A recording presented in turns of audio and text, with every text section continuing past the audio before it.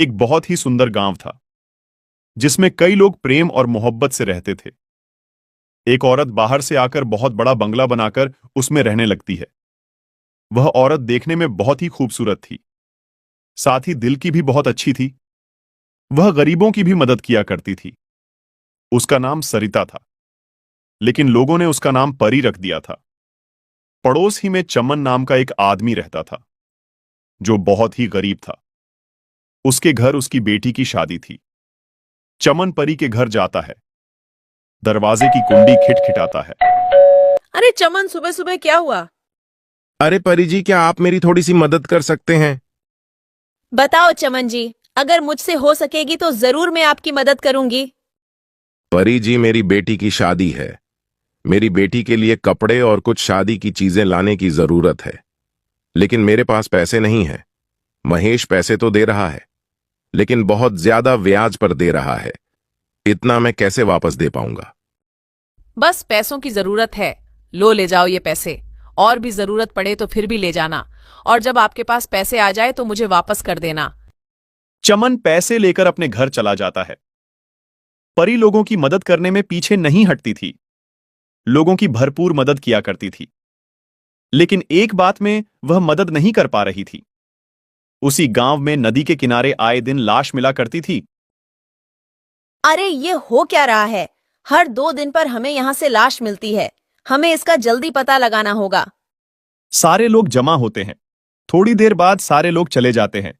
फिर अगली रात एक आदमी सड़क से गुजरता है। भैया, अरे भैया मेरी तरफ देखो तो। डर क्यों रहे हो? मुझे तो आपकी मदद चाहिए। इधर तो आइए। नहीं, हम किसी की मदद नहीं करते हैं। मुझे घर जाने दीजिए। अरे मुझे घर जाने दीजिए। वो आदमी चलने लगता है। एक बार तो मेरी तरफ देखिए, शायद आपका इरादा बदल जाए। नहीं, हमको नहीं देखना। हमको माफ कीजिए, मुझे जाने दो। मैंने कहा ना मेरी तरफ देखिए। समझ नहीं आता? जैसे ही वो देखता है, वो मर जाता है। हाँ हाँ हाँ हाँ, कब की रट लगा रहा था। अब तो तेरी लाश घर जाएगी। अगर एक बार मेरी तारीफ कर लेता तो मैं जिंदा छोड़ देती। उसके बाद चुड़ैल उसको नदी के किनारे डाल देती है। अगले दिन सुबह सुबह रीना रोती हुई आती है। सारे लोग जमा हो जाते हैं। क्या हुआ रीना, क्यों रो रही हो? मेरे पति महेश रात को घर नहीं आए। चलो हम उस नदी के पास जाकर देखते हैं। सारे लोग नदी के पास जाते हैं। साथ में परी भी आती है। अरे महेश को किसने मारा? मुझे तो लगता है कोई हमारे गांव को नुकसान करने के लिए ये सब कर रहा है, ताकि लोग गांव छोड़कर चले जाएं। जल्दी उसका पता लगाना होगा। अरे अब मैं छोड़ूंगा नहीं। मैं पता लगा कर रहूंगा कि ये सारा कौन कर रहा है। अगले दिन राहुल गांव के रास्ते निकलता है। तभी आवाज आती है। एक बात सुनो। सुनो भैया, क्या आप मेरी मदद कर सकते हैं? कौन है तू? इससे क्या फर्क पड़ता है कौन हूं मैं? अच्छा, तुम ही हो जो लोगों को मार डालती हो। हाँ हाँ हाँ, मैं ही हूं जो लोगों को मार रही हूं। तुम क्या कर लोगे? आज तो तुम्हारी बारी है। हा हा हा हा हा। अरे नहीं, मुझे पता नहीं था कि तुम एक चुड़ैल हो। मुझे छोड़ दो। तुम्हें लोगों के साथ जो करना है करो। मुझे छोड़ दो। अब तू जिंदा नहीं जाएगा। अभी तो बड़ा उछल रहा था, बड़ी बहादुरी दिखा रहा था। तेरी बहादुरी कहाँ गई? और तुझे मैं छोड़ दूं ताकि तू सारे लोगों को बता दे, ताकि लोग यहां आना बंद हो जाए। अरे नहीं, मैं किसी को नहीं बताऊंगा। किसी के सामने मुंह भी नहीं खोलूंगा कि लोगों को चुड़ैल मार रही है। बस मुझे जाने दो। चुड़ैल उसको भी मार डालती है और नदी के किनारे जाकर डाल देती है। सुबह जब लोग नदी के किनारे पर जाते हैं तो देखते हैं। अरे ऊपर वाले, इसने तो राहुल को भी मार डाला। क्या जरूरत थी अकेले जाने की?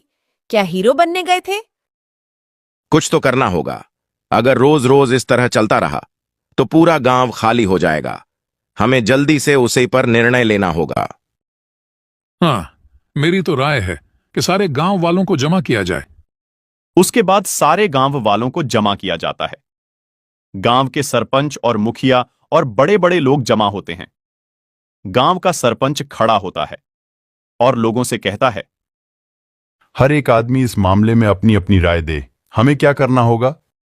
सरपंच जी, मेरी राय है कि आज रात सारे लोग पूरे गांव में फैल जावे और नदी के पास भी कुछ लोग चले जाएं। लोगों को कौन मारता है सब पता चल जाएगा।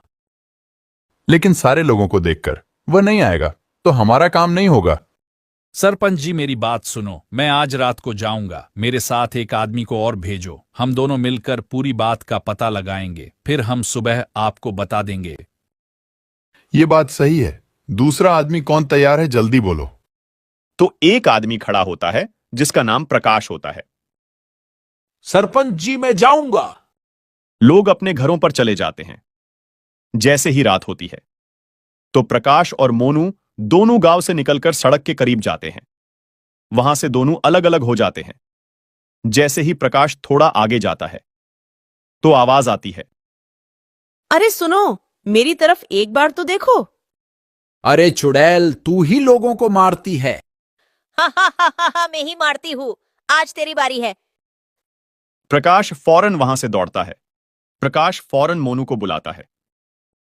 मोनू, जल्दी मेरी तरफ आओ, यहां चुड़ैल रहती है। अरे प्रकाश, क्या हुआ? अरे भाई, देखो उधर दूर, जो अभी औरत नजर आती है वही चुड़ैल बनकर आई थी। चलो उधर जाकर देखते हैं। जैसे ही वह दोनों चुपके से देखते हैं तो प्रकाश कहता है, अरे ये तो परी है, परी।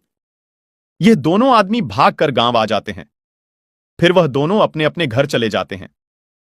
जैसे ही सुबह होती है वह दोनों सरपंच के पास जाते हैं। फिर सारी बात सरपंच को बताते हैं। फिर सरपंच गांव के कई लोगों को लेकर परी के घर जाते हैं। सारे लोग और सरपंच परी के घर जाकर दरवाजा खिटखिटाते हैं। परी बाहर नहीं आती।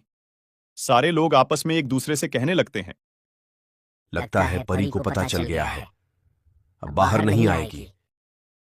उसमें से एक आदमी कहता है, मुझे तो लगता है परी भाग गई होगी। सारे लोग शोर करने लगते हैं, जिसकी आवाज सुनकर परी घर का दरवाजा खोलकर बाहर आती है। अरे सारे गांव वाले मेरे घर क्यों आए हो? क्या हुआ है? कोई जरूरत है क्या? नहीं नहीं, हमें यह खबर पहुंची है, आप ही रात को चुड़ैल बनकर लोगों को मारती हो। अरे ऐसा कौन कहता है कि मैं रात को चुड़ैल बनकर लोगों को मारती हूँ? सुनिए परी जी, कल रात मोनू और प्रकाश दोनों गांव के बाहर सड़क पर जा रहे थे। जब दोनों अलग हो गए तब प्रकाश के सामने चुड़ैल बनकर क्या कह रही थी। हाँ हाँ, मैं ही चुड़ैल थी। क्या कर लोगे? अरे परी, आप ऐसा रात में क्यों करती हो? उसकी क्या वजह है? सरपंच जी, जरा सुनिए। जब मेरा पति चोरी करते हुए पकड़ा गया था, उसी वक्त गांव वालों ने मिलकर उसको मार दिया था। उस वक्त मैं प्रेग्नेंट थी। मेरे पति के मर जाने के बाद मैंने आत्महत्या कर दी थी। तब से मेरी आरती चुड़ैल बंद कर भटक रही है। मैं किसी को नहीं छोड़ूंगी, सारे गांव वालों से बदला लेकर रहूंगी। तभी परी चुड़ैल बन जाती है। तभी सरपंच के पास दो आदमी आकर कहते हैं, सरपंच, हम तांत्रिक को लेकर आते हैं, वो चुड़ैल को अपने कब्जे में कर देगा। वो दोनों तांत्रिक के पास जाते हैं और तांत्रिक को सारी बात बताते हैं। तांत्रिक उन दोनों के साथ आता है। तांत्रिक चुड़ैल से कहता है, गांव वालों को परेशान करना बंद कर दे।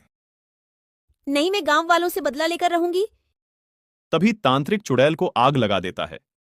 चुड़ैल जल जाती है। सारे गांव वालों को चुड़ैल से छुटकारा मिल जाता है।